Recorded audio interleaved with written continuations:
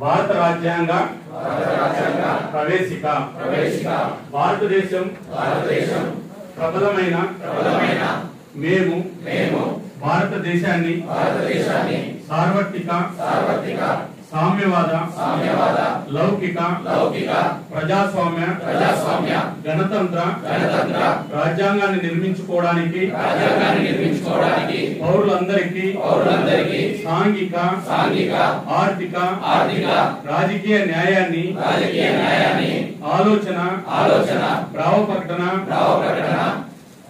విశ్వాసము ధర్మము ఆరాధనలతో స్వేచ్ఛను హోదాలోను అవకాశాల్లోను సమానత్వమును చేకూర్చుటకు మరియు వారందరిలో వ్యక్తి గౌరవమును జాతి ఐక్యతను మరియు అఖండతను తప్పక సంరక్షిస్తూ సౌభాగ్యాన్ని పెంపొందించుటకు సత్యనిష్ట పూర్వకంగా తీర్మానించుకొని 26 నవంబరు 1949 మన రాజ్యాంగ పరిషత్తులో పరిగ్రహించి శాసనంగా రూపొందించుకున్న రాజ్యాంగాన్ని మాకు మేము సమర్పించుకుంటున్నాము.